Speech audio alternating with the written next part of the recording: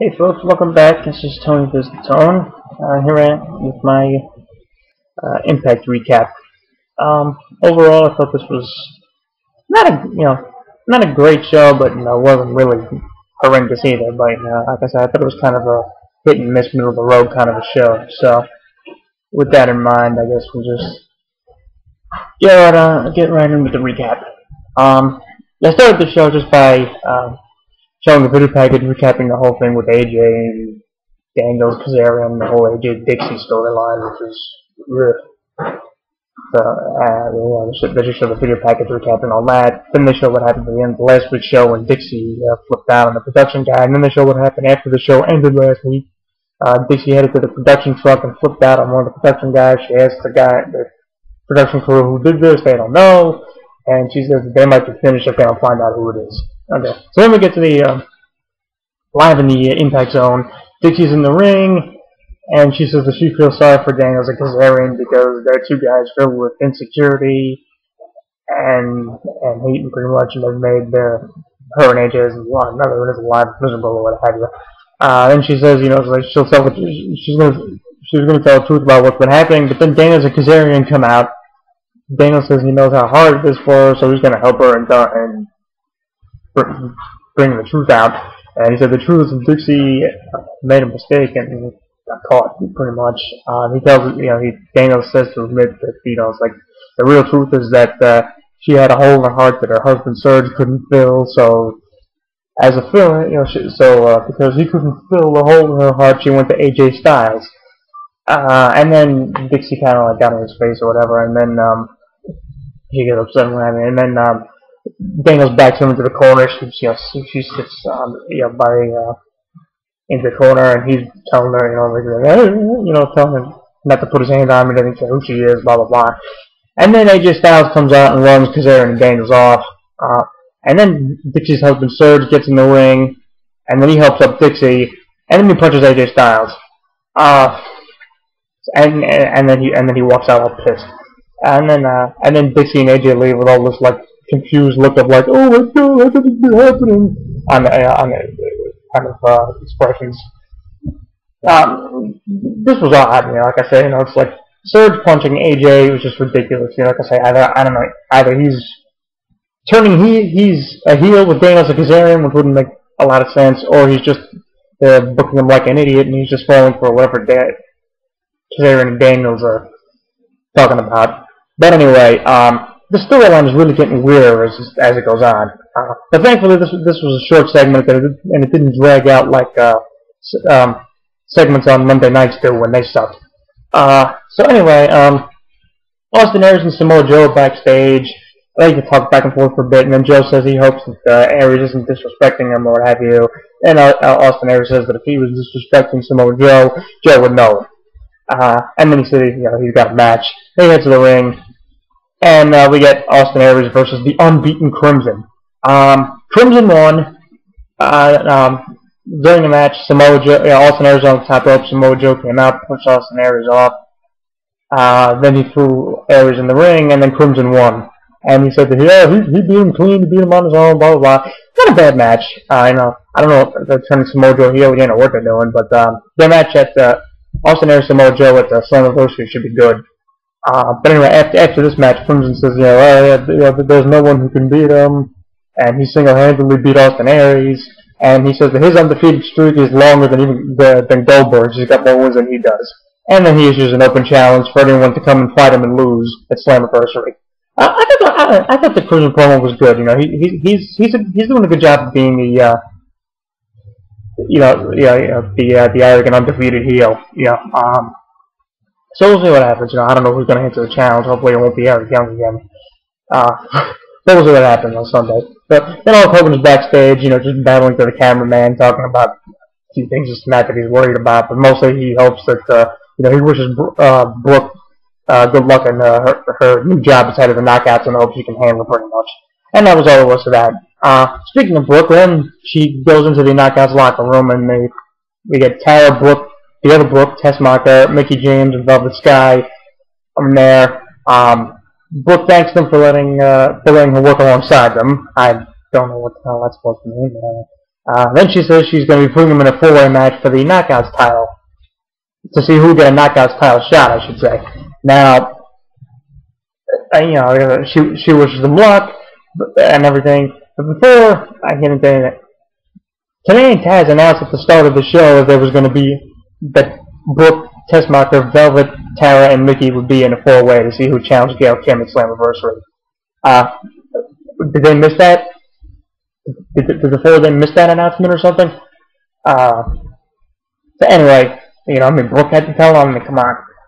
So then she tells Velvet that she's going to be in some stupid music video with some character I never heard of. Then they all hugged, and it was just a lame ass segment. She tells Velvet, oh yeah, you know what? I got the jet set all ready for you. Blah blah blah. Yeah, whatever. Lame segment, and thankfully it was the only one Brooke was in. Okay, so then Hulk Hogan comes out, and he's saying that the 10-year anniversary celebration for Impact starts tonight. The fans chant TNA, and he says that the celebration will go through this weekend all the way to next Thursday. Okay, then he mentions that it's like next week on Impact, no matter who the champion is, whether it be Bobby Roode or Sting, they're going to defend the world title. Then Bobby Roode comes out, and he tells Hogan to pretty much, he tells Hogan to shut his mouth and show Roode the respect that he deserves. And then Roode says that since he's been champion and since Hogan got there, Hogan hasn't shown any respect to him at all. He mentions that Hogan ruined the celebration when he became the longest-running champion in TNA history when he officially set the record for that. Then he mentions about complains about how last week he was in the lumberjack match and Sting beat him. And then he complains about having to be in the six-man tag later on in this show. And then, he complains again about having to defend the world title next week after he beats Sting at the pay-per-view. And then they go back and forth this and that, and I think Roode grabbing Hogan by the shirt and everything. And then Roode says that this is Hogan is pretty much jealous of him because Hulk knows that Roode is a better champion than he ever was. And then Roode pretty much tells Hulk to, he tells him to get out of his ring. But then before that happens, Sting comes out. As he gets in the ring, Roode goes after him. He pummels him a bit. And then Roode turns his attention back to Hogan, and Sting gets up. And then when Roode turns around, Sting lets him have it. He just beats the crap out of him. And I think, Roode ran off. Decent segment, Roode's promo would save it. Anyway, so, what they're doing though, I don't know, it's like, Slammiversary is supposed to be the 10-year anniversary of TNA, and that's the pay-per-view that's supposed to be like 10 years, and 10 years of total non-stop action, Impact Wrestling, what have you, whatever the hell you want to call it.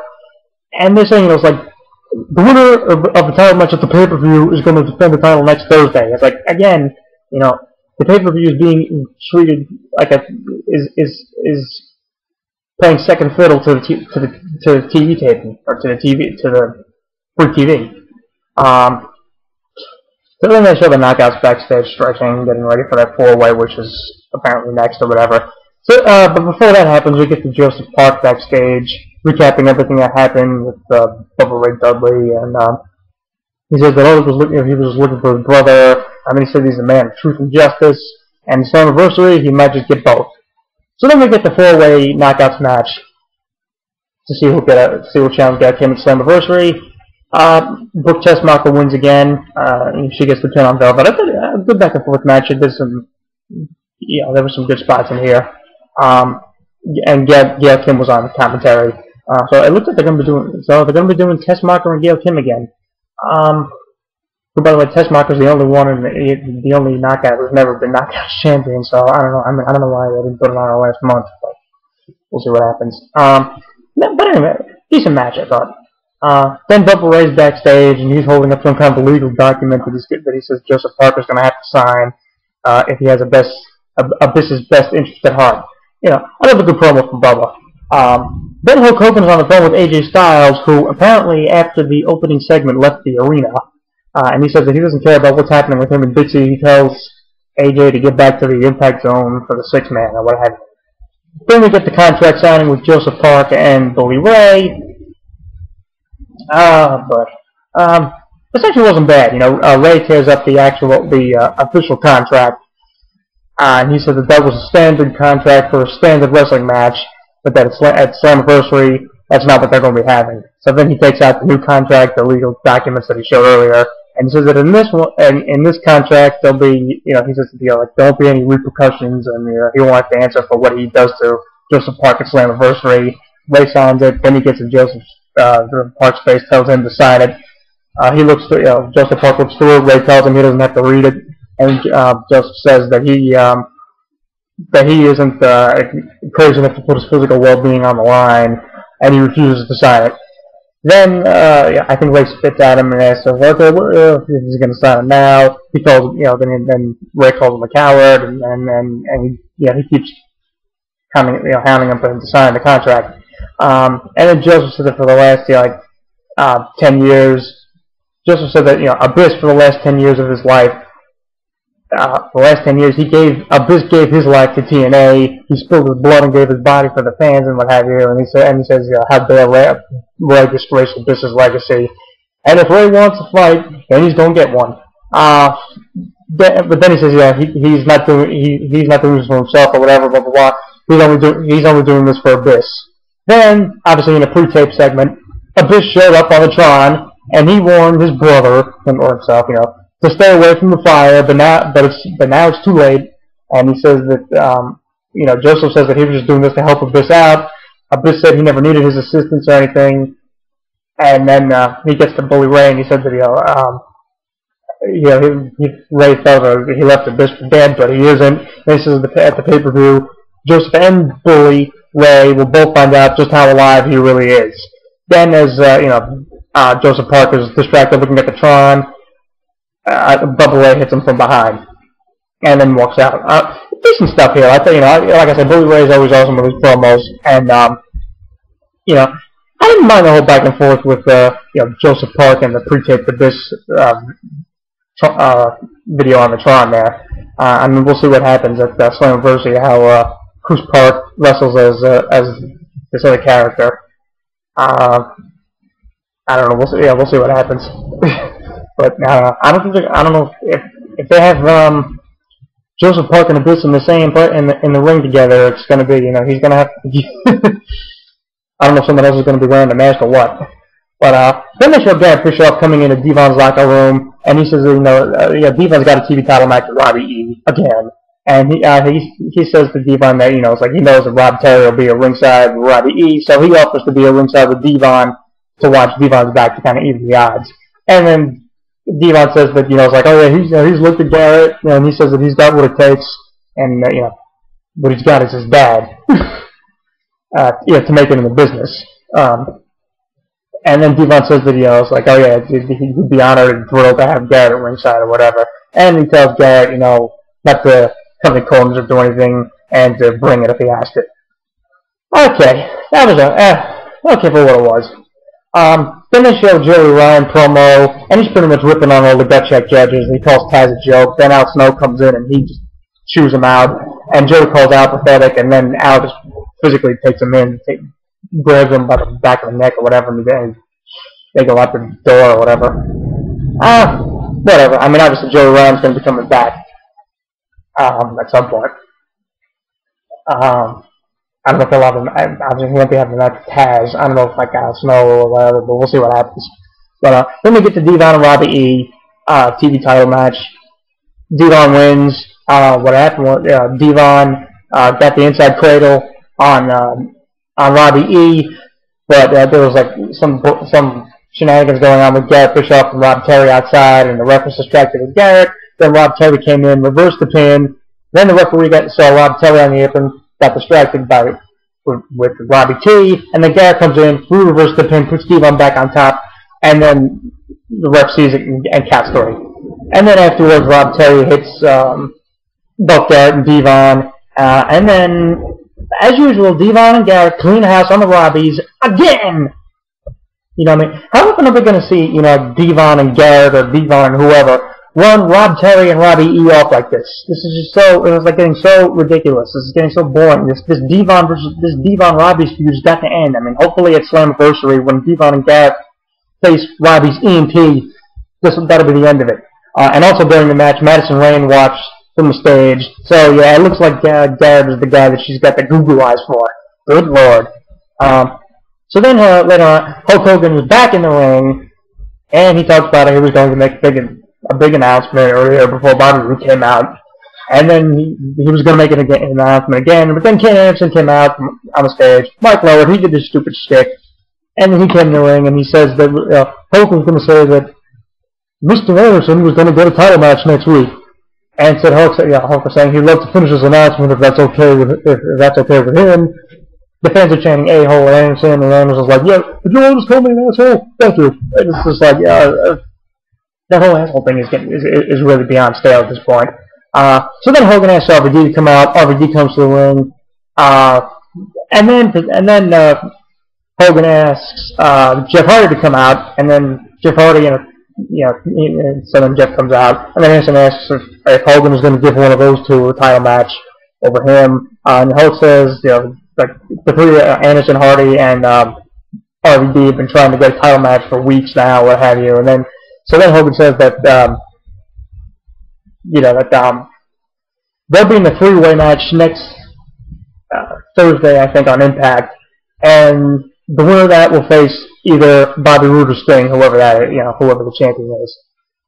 So I don't know if it's gonna be on this week's show or forget after or what, but not really. I wasn't really into this segment. Hulk Hogan just going out. He was actually losing his voice a couple times during this. But this, I don't know. I thought this segment was kind of weak. So anyway, then we get to the main event, 6-man. AJ Styles, Kurt Angle, Sting versus Roode, Kazarian, and Daniels. It actually starts out with Sting and Angle against the three heels of 2-on-3. AJ doesn't come out right away. So the heels have the numbers advantage, and then at some point like AJ came out from the crowd, and then he evened the odds and everything, and then eventually Roode, I spun the ring over here. Sting got Roode in the Scorpion Deathlock, and Roode tapped out clean for the second week in a row.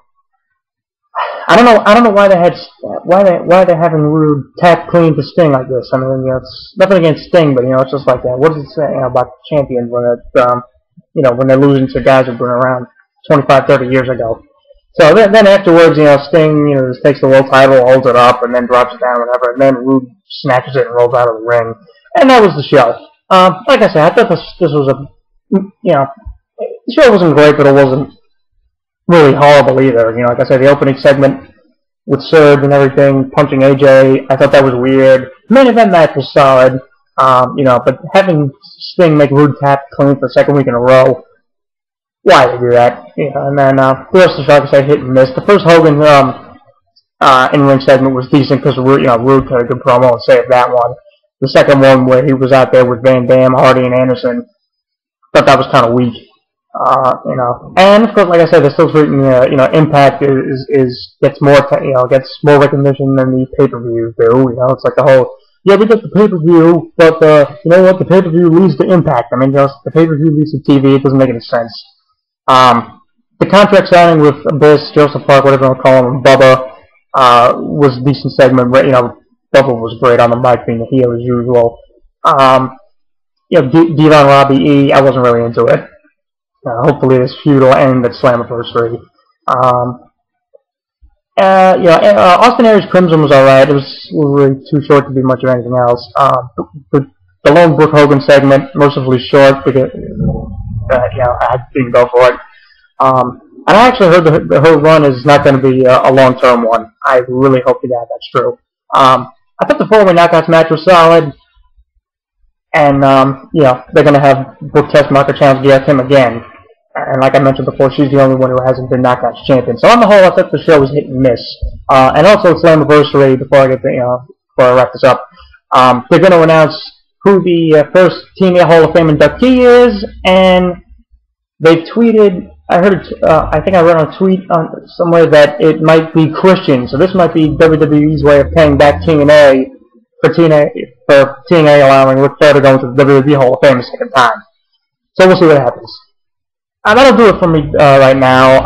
Hopefully I'll be back, either later or tomorrow with a SmackDown video. I managed to see most of it already. Hopefully I'll get to see the rest of it later. And until then, till either later or over the weekend, whenever I get a chance, this is the Tony Viz. This has been my Impact recap. That'll do it for me right now. I'll be back with a SmackDown recap. Take care, everybody.